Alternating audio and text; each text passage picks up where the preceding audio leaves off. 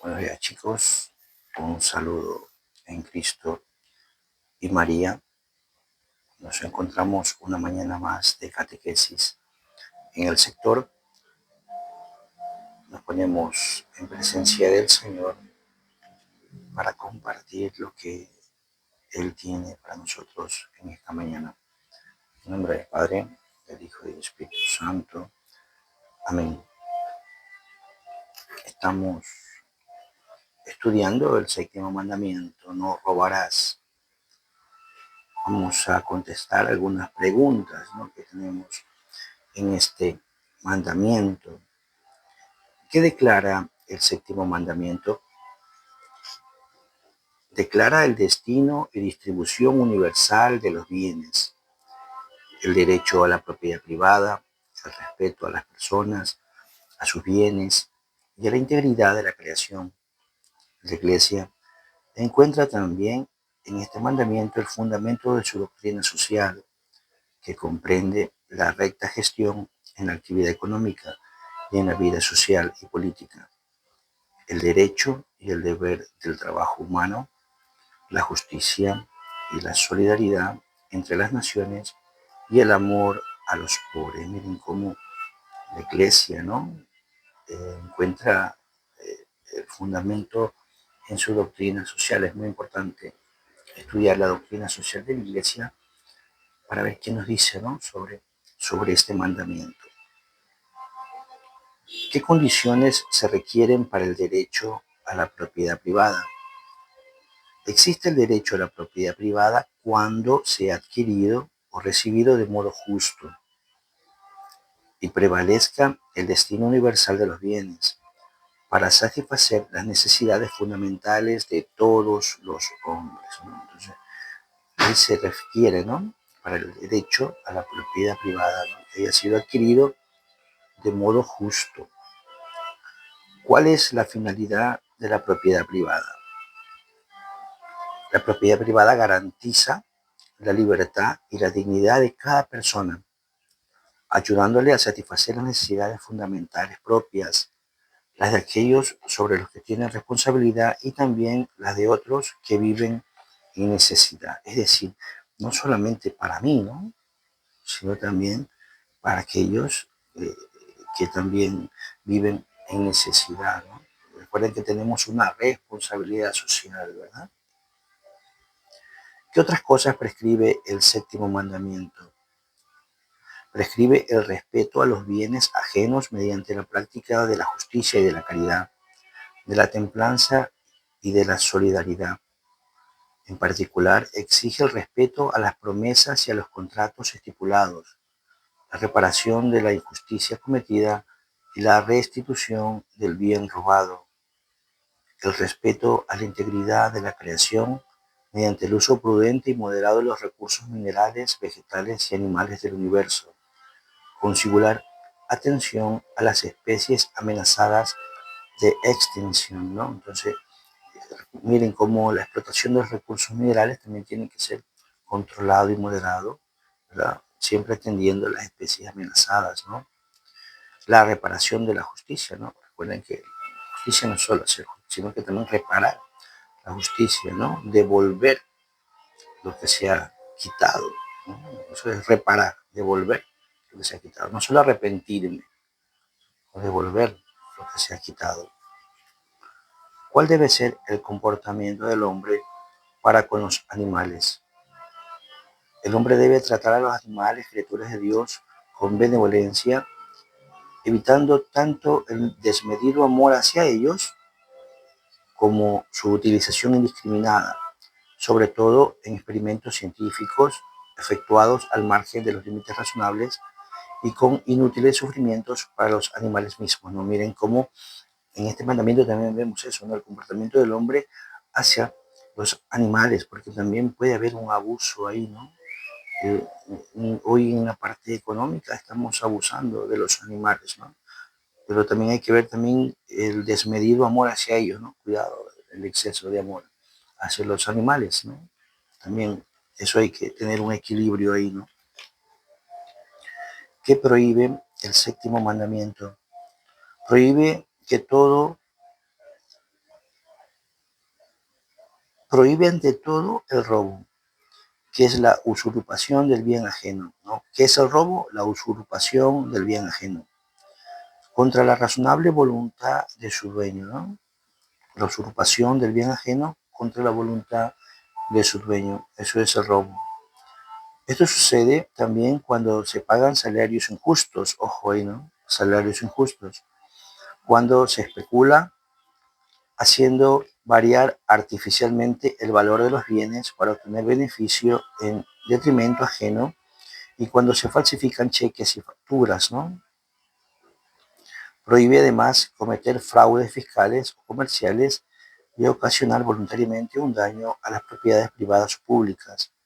Prohíbe igualmente la usura, la corrupción, el abuso privado de bienes sociales, los trabajos culpablemente mal realizados y el despilfarro, ¿no? Miren cómo en el orden público a veces vemos en la noticia mucho de esto, ¿no?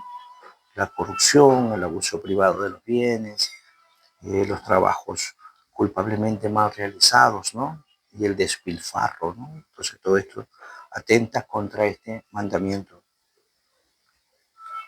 ¿Cuál es el contenido de la doctrina social de la Iglesia?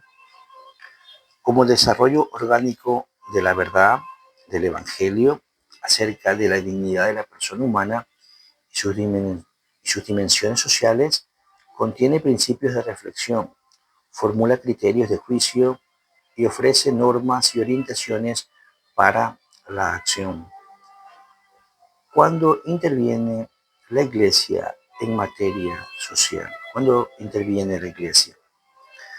La Iglesia interviene emitiendo un juicio moral en materia económica y social cuando lo exigen los derechos fundamentales de la persona, el bien común o la salvación de las almas. ¿Cómo ha de ejercerse la vida social y económica? Ha de ejercerse según los propios métodos en el ámbito del orden moral, al servicio del hombre en su integridad y de toda la comunidad humana, en el respeto a la justicia social. La vida social y económica debe tener al hombre como autor, centro y fin. Miren, ¿no? Entonces, eh, la justicia social depende de todo esto, ¿no? El hombre como su centro, ¿no? Como autor, como centro y fin. Todo debe ser para el bien social, para el bien de toda la sociedad. ¿Qué se opone a la doctrina social de la Iglesia? Los sistemas económicos y sociales que sacrifican los derechos fundamentales de las personas o que hacen de lucro su regla exclusiva y fin último. Por eso, la Iglesia rechaza las ideologías asociadas en los tiempos modernos al comunismo u otras formas ateas y totalitarias de socialismo. Rechaza también en la práctica del capitalismo el individualismo y la primacía absoluta de las leyes del mercado sobre el trabajo humano, ¿no? Entonces, aquí tiene que haber un equilibrio, ¿no? Ni la totalidad del socialismo con sus formas ateas, ni tampoco el individualismo del capitalismo, ¿no? ¿Qué significado tiene el trabajo para el hombre? El trabajo es un deber y un derecho, recuerden siempre, ¿no? El trabajo es un deber y es un derecho, mediante el cual colabora con Dios creador. El hombre colabora con el Dios creador. En efecto, trabajando con empeño y competencia, la persona actualiza las capacidades inscritas en su naturaleza, exalta los dones del creador y los talentos recibidos, procura su sustento y el de su familia, y sirve a la comunidad humana. Por otra parte, con la gracia de Dios, el trabajo puede ser un medio de santificación y de colaboración con Cristo para salvación de los demás. ¿A qué tipo de trabajo tiene derecho toda persona?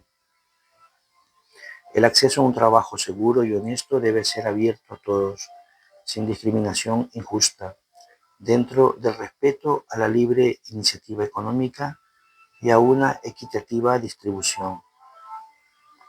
¿Cuál es la responsabilidad del Estado con respecto al trabajo? Compete al Estado procurar la seguridad sobre las garantías de las libertades individuales y de la propiedad, además de un sistema monetario estable y de unos servicios públicos eficientes, y vigilar y encauzar el ejercicio de los derechos humanos en el sector económico, teniendo en cuenta las circunstancias. La sociedad debe ayudar a los ciudadanos a encontrar trabajo. ¿Qué compete a los dirigentes de empresa? Los dirigentes de las empresas tienen la responsabilidad económica y ecológica de sus operaciones. Están obligados a considerar el bien de las personas y no solamente el aumento de las ganancias, aunque estas son necesarias para asegurar las inversiones, el futuro de las empresas, los puestos de trabajo y el buen funcionamiento de la vida económica. ¿Qué deberes tienen los trabajadores?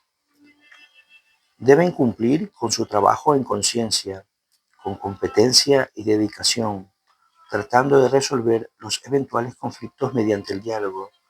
El recurso a la huelga no violenta es moralmente legítimo cuando se presenta como el instrumento necesario en vistas a unas mejoras proporcionadas y teniendo en cuenta el bien común. ¿Cómo se realiza la justicia y la solidaridad entre las naciones? En el plano internacional, todas las naciones e instituciones deben obrar con solidaridad y subsidiariedad a fin de eliminar o al menos reducir la miseria, la desigualdad de los recursos y de los medios económicos, las injusticias económicas y sociales, la explotación de las personas, la acumulación de las deudas de los países pobres y los mecanismos perversos que obstaculizan el desarrollo de los países menos desarrollados. ¿De qué modo participan los cristianos en la vida política y social? Los fieles cristianos laicos intervienen directamente en la vida política y social, animando con espíritu cristiano las realidades temporales y colaborando con todos como auténticos testigos del Evangelio y constructores de la paz y de la justicia. Miren todos, ¿no? Los fieles cristianos laicos tenemos que intervenir en la política social, somos parte de la sociedad, tenemos una responsabilidad social. ¿En qué se inspira el amor a los pobres? El amor a los pobres se inspira en el Evangelio de las bienaventuranzas y en el ejemplo de Jesús en su constante atención a los pobres. Jesús dijo: cuando hicisteis a uno de estos hermanos míos más pequeños, a mí me lo hicisteis. El amor de los pobres se realiza mediante la lucha contra la pobreza material y también contra las numerosas formas de pobreza cultural, moral y religiosa. Las obras de misericordia espirituales y corporales, así como las numerosas instituciones benéficas a lo largo de los siglos, son un testimonio concreto del amor preferencial por los pobres que caracteriza a los discípulos de Jesús. Miren cómo este mandamiento nos envía hacia la justicia social, ¿no? Tenemos que ver el trabajo como un deber y como un derecho, ¿no? Todos somos partícipes de la sociedad y tenemos responsabilidades sociales, ¿no? El mandamiento nos envía a trabajar, pero también a ver a aquellos que no tienen trabajo, ¿verdad? Nos envía a progresar, sí, pero también ayudar a quienes no están progresando. Que el que más tiene ayude al que menos tiene y el que menos tiene ayude al que nada tiene. Este mandamiento nos envía a ir más allá de, de trabajar y ver hacia los pobres, ¿no? Hacia quienes no pueden tener un trabajo, que nuestro Señor pues nos ilumine la mente de todas las sociedades y que podamos pensar en esas personas que tienen menos, ¿no? Que no pueden desarrollarse, que no pueden salir adelante. Es una responsabilidad social que tenemos, ¿no? Que nuestra Madre Santísima nos siga protegiendo con su manto. En nombre del Padre, del Hijo y del Espíritu Santo. Amén.